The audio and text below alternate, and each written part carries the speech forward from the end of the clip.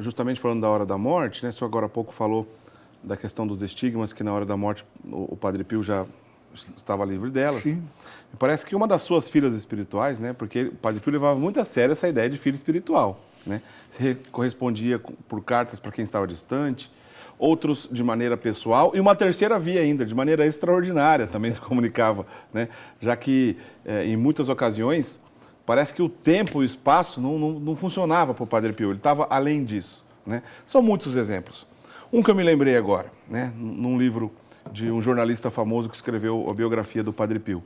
Diz ele que, em uma certa ocasião, uma das suas filhas espirituais, que morava distante de Padre Pio, estava pedindo todo santo dia, diante de uma fotografia do Padre Pio, pedia que conseguisse ficar livre do cigarro, pois ela fumava muito, né? E olhava a foto do Padre Pio e dizia: ó, Padre Pio, me ajude a ficar livre do cigarro, me ajude a ficar livre do cigarro. E Padre Pio, a centenas de quilômetros de distância. Até que um dia ela conseguiu parar de fumar, foi até São Giovanni Rotondo contar para o Padre Pio, né?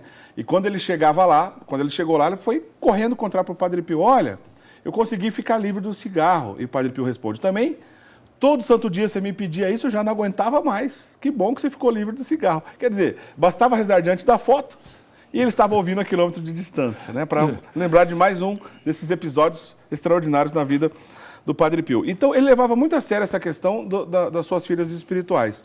E parece que já ali no leito de morte, caminhando para a morte, uma dessas filhas espirituais chegaram até o Padre Pio e pediram a ele: e agora? O que a gente faz? Uma direção.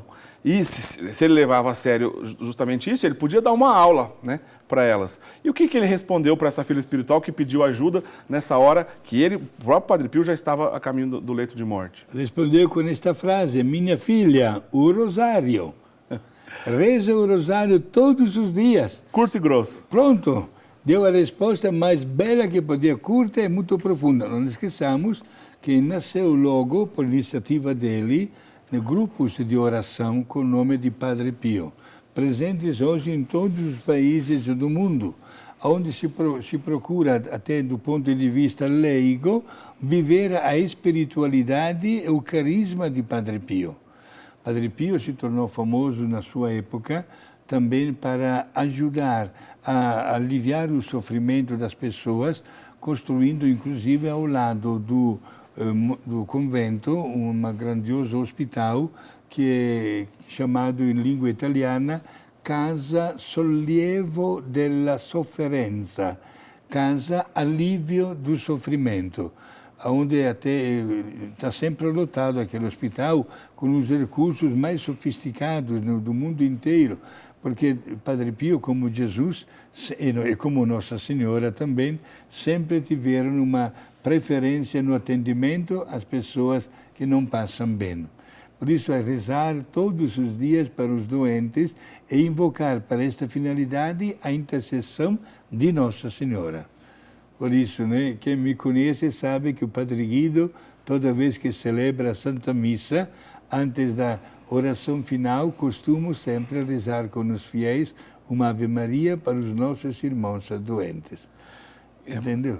Claro, o senhor está fazendo como deve ser feito. Como deve ser feito, E me parece também, Padre Guido, que no próprio momento da morte, né, o Padre Pio, além de repetir o Santíssimo Nome de Jesus, também ficou repetindo Jesus e Maria. E Maria. Jesus e Maria. Jesus e Maria. Foram as últimas palavras de Padre Pio. Era exatamente em 23 de setembro de 1968, se não me sì, esatto. Eu era estudante de filosofia no sul d'Italia e teve uma grande repercussão lá na Itália a notícia do falecimento de Padre Pio. Né? Nesse período o senhor estudava aonde? Na cidade de Messina. Em Messina. No sul da Itália, você estava perto lá então. Exato. Que coisa, Padre Guido. Não fomos ao enterro, porém, na história da nossa congregação, o fundador da minha congregação, Santo Aníbal Maria de França, foi até mais de uma vez conversar com o Padre Pio. Os santos se encontram, né? Que coisa. O senhor estava pertinho, então, lá da região quando ele morreu. Sim, exato. E os grupos de oração por ele fundados, até hoje estão de pé, e estão se multiplicando em todas as cidades do mundo. E é bom, gente, experimentar este grupo de oração, porque, como disse a mesma palavra, é um grupo que reza. E a oração mariana ocupa um lugar de grande destaque. Porque quem reza é levado espiritualmente e naturalmente à ação também de um gesto de caridade.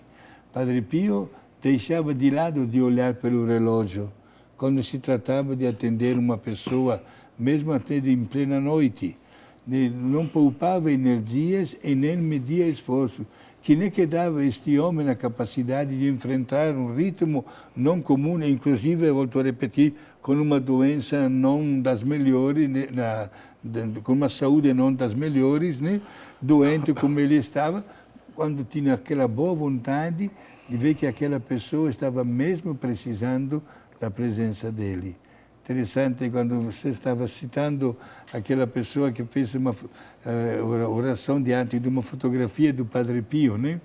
E na minha cabeça passou exatamente aquele episódio na Primeira Guerra Mundial, quando a Itália estava lutando contra o exército da Áustria e da Alemanha, na divisa da Itália com a Áustria. E houve um momento muito difícil da guerra, que o exército italiano teve que recuar. E quando recuou, o comandante pensou de não enfrentar a vergonha e a humilhação e decidiu matar-se. Era um general chamado Cadorna. Decidiu matar-se, mandou todo mundo sair do seu gabinete e preparou a arma para se matar. E aí entra Padre Pio. Estamos a 1.400 quilômetros de distância de San Giovanni Rotondo. Entra Padre Pio e diz, não faça isso. Não faça isso. E convence este homem a não se matar. O cara, logo em seguida, que o Padre Pio saiu, chama um soldado e diz, me chame de novo aquele frei que entrou agora. Qual frei? Ninguém tinha visto o Padre Pio, ninguém. A história fala que depois o exército atacou, ganhou a guerra, tudo bem. Mas quando terminou a Primeira Guerra Mundial, este general Cadorna novamente queria conhecer aquele frei, aquele religioso, Padre Pio. Ele mostraram uma fotografia dele. Ele decidiu ir até San Giovanni Rotondo, não com trajes militares, mas traje social, e viu que era ele mesmo. E Padre Pio estava prestes a iniciar a celebração da missa. Saiu com o cortejo dos padres, dos coroinhas da sacristia, e quando chegou no corredor central da igreja, deixou o cortejo, foi no meio do povo e tocou neste homem. Ele disse, está lembrado aquela noite a besteira que você queria fazer? Olha só, mais um milagre de bilocação, né?